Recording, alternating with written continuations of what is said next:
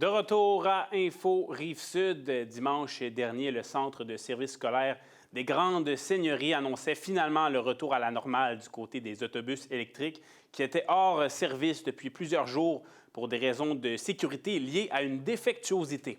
Le transport scolaire avait effectivement été affecté à plusieurs endroits sur la Rive-Sud. Revenons donc sur cette situation et parlons aussi de l'état actuel des choses avec la deuxième vice-présidente de la Fédération des employés de services affiliée à la CSN, qui représente donc les chauffeurs d'autobus, Josée Dubé. Bonjour, Madame Dubé.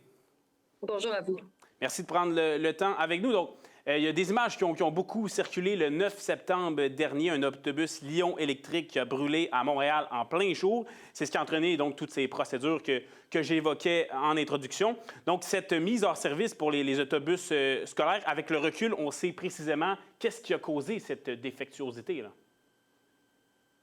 Bien, écoutez, nous, bien qu'on a demandé d'avoir des rapports, nous ne les avons pas eus. Ah bon? Donc, semble-t-il, venant des chauffeurs, que ce serait un problème du chauffage, Système du système de chauffage. Puis, c'est ça. Ça, on ne conteste pas ça, puis on est d'accord probablement avec ça, c'est correct.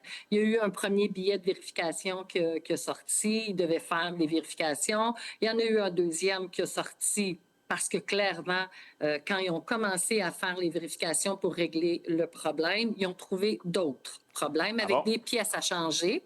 Okay. C'est ce qui a étiré les arrêts des autobus parce que là, il y avait des pièces qui devaient être commandées et une fois qu'on les recevait, ils pouvaient faire les changements sur les autobus. Et... Ceci oui, Ceci dit, pas plus de communication que ça aux chauffeurs.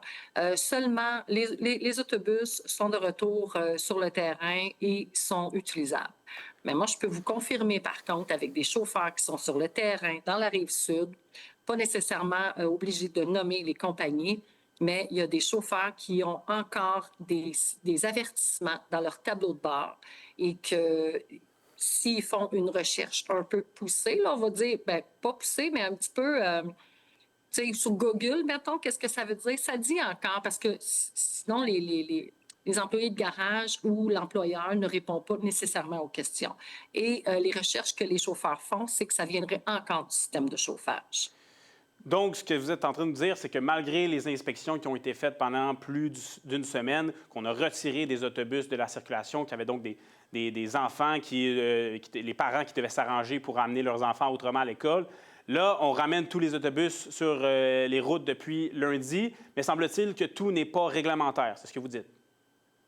Je ne dis pas que tout n'est pas réglementaire. Moi, je fais juste dire qu'en ce moment, ce matin encore, il y avait encore des alarmes dans les autobus avec des codes d'erreur que les chauffeurs ne sont pas en mesure, désolé du bruit, qu'ils ne sont pas en mesure de répondre ou de savoir. Les chauffeurs n'ont pas nécessairement toutes les questions encore.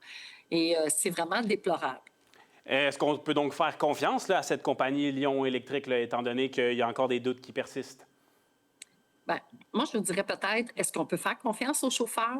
Là, tu travailles, c'est le chauffeur qui l'a, c'est lui qui l'a conduit et quand il y a un code d'erreur, d'adresser. Nous, ce qu'on demande aux transporteurs, à tous les transporteurs en fait, là, parce que ce n'est pas seulement Transco qui utilise des lions.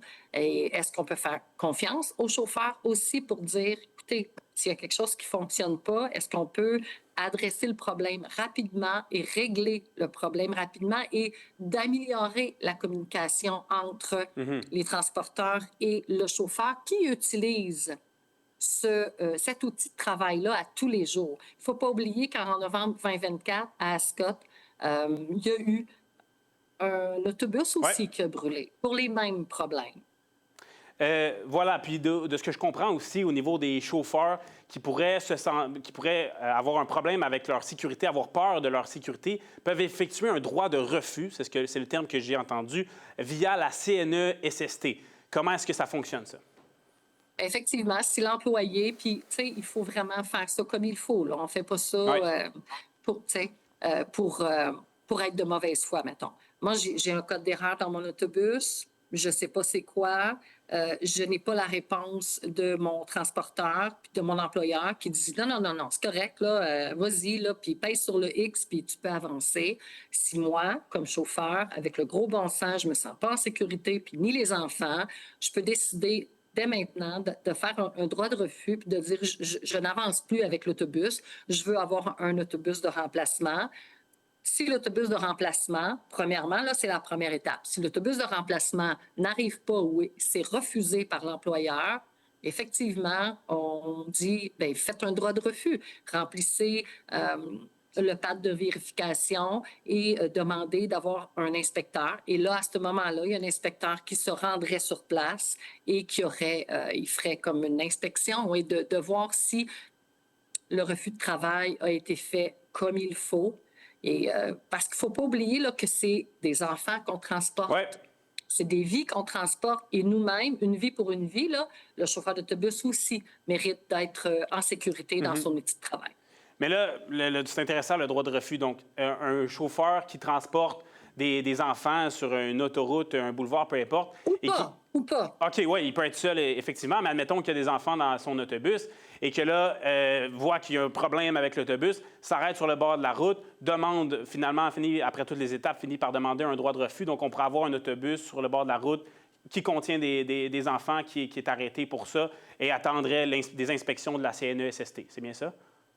On pourrait. Mais OK. techniquement, là, le message se passe, là, puis il faut que le transporteur l'adresse, il faut que les centres de services fassent les suivis avec les transporteurs pour leur dire faites les choses comme il faut. Il faut que Lyon aussi assure le suivi de ses autobus. Si tout le monde fait les choses comme il faut, ça va être correct. Ça ne devrait pas arriver. Bon. Mais merci beaucoup pour ces explications. Madame Josée Dubé, vous êtes deuxième vice-présidente de la Fédération des employés de services affiliés à la CSN. Merci beaucoup. Merci à vous. Au revoir. Et après la pause à Info Rive-Sud, on parle de l'organisme La Traversée qui vient en aide aux victimes de violences sexuelles. Restez là.